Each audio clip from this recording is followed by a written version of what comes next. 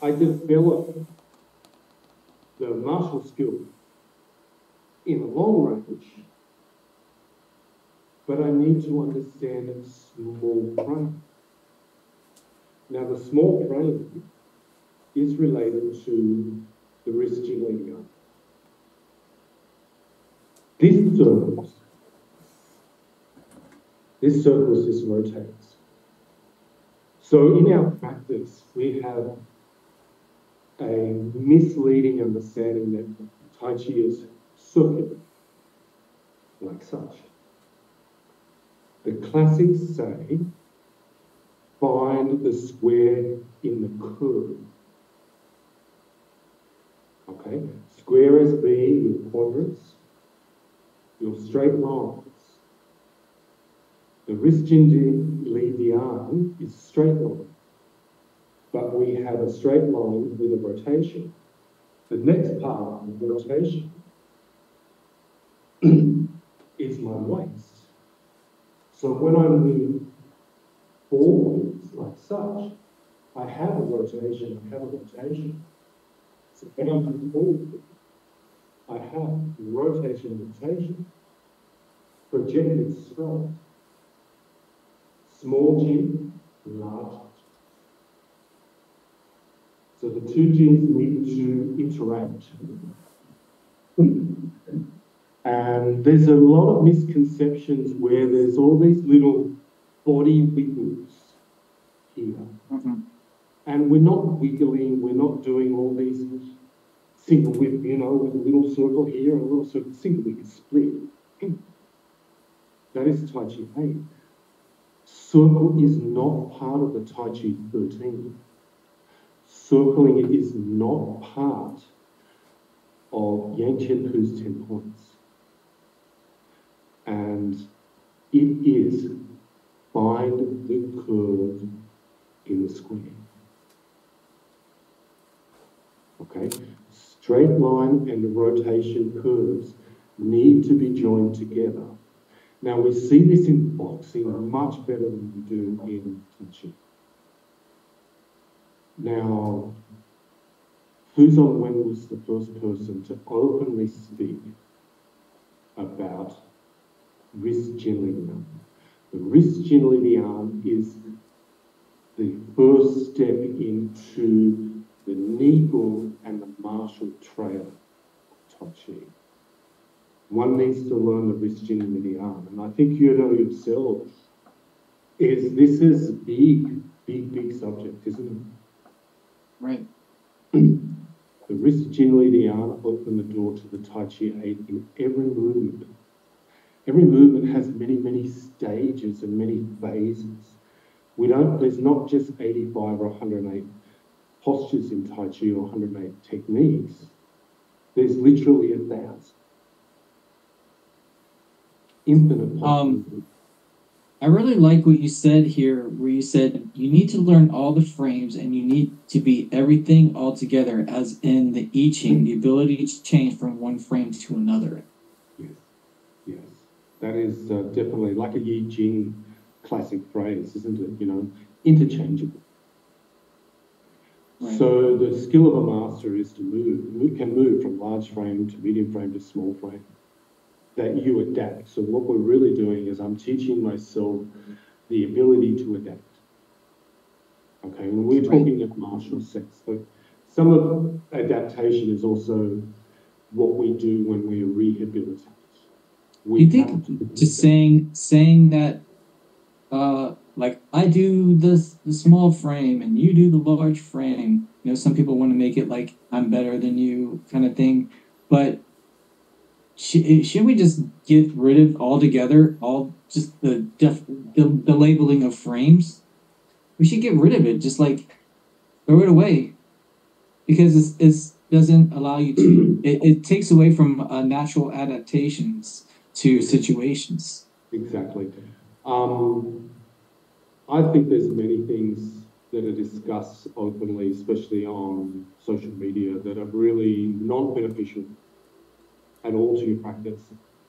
And honestly, I've been around it. You've been around this too. Like between us, we've probably got 80 years of experience. People make stuff up. People are pulling stuff out of random books. I've got over 300 books. I've seen your books. I've got over 300 books on Tai Chi. Not many are any good. Most of them are great for lifting the bed up. I don't want to talk bad about people, but like honestly, most of it is just a regurgitation of something that was regurgitated, that was made up, that it doesn't match the old teachings. Okay, the true teaching that was handed down. We have a fragmentation of the art. We need to move away from these things, that the real essence in the use of brain is to support students. It's to use it to support elderly students, use it to support people in their health, not use it as a way of propping yourself up. Sifu has a lovely saying, don't use it to give yourself a big head. It's not beneficial for the art. Just make it simple. Tai Chi is Tai Chi. We can use the size and length and body positions to improve people's health and well-being first. And this is what Yang Chen Pu did. His general teaching was to the greater population. For most people, including the ones that were supposed to be disciples, and there's a lot of conjecture with this, and especially in the last 10 years, about who is really a disciple and what is a disciple. But he changed the form to benefit the people and help them with their strength, help them with their health.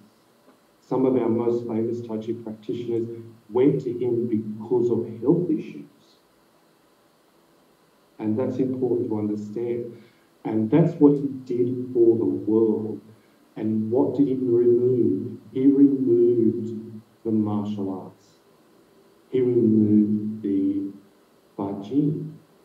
He removed the fast and long stuff. Okay? He allowed people to just practice this exercise that helped people get stronger. And that's really important to understand. This as an exercise, the frame should be only used to benefit people, because there's only one way to create Tai Chi, it's Kung Fu. And this is really interesting because in the last several years, we've had a number of Tai Chi masters, so-called Tai Chi masters, from what I see as someone who doesn't really understand the martial arts part, go into a fighting situation in public arena and get absolutely destroyed because they're thinking they understand. They're thinking that if I did this, they're not got any idea. And it's an embarrassment to us as a community that this happens. And I cringe, you say, oh, this, and it's like, oh no, oh no, oh no, oh no. I really cringe when I start seeing this. So-and-so learned this from Yang Jin Hao. Where's the records? I saw Sifu had a pile of books. Some of them went back into the 20s of who was taught what. There's piles of these things. Who was taught what by the family? And a lot of people, 99% of the people that learn in the 20s and 30s were taught a modified version of it. We can see this in Chen Min's book. He talking about turning on the solid leg, and by the time it got to 1930, the Han and Chen Lianqing, who were supposedly ghostwriters for this book, turned on everything. So it shows that people learn in that period different. Now, why am I saying different? Well, the Fu family and Fu Zongwen, and we're not just talking Fu Zongwen, we've got Fu Zongwan, his brother, was a disciple of Yang Chen Pu as well. They learn in the village. Okay, Yang Xiaopang. They learn from all those other masters in that third generation, all the family. Turning on the solid leg. Turn on the solid leg, you gain the compression. Okay, you gain the ability to develop more jin, jin qi shen. Okay, let's do timeout.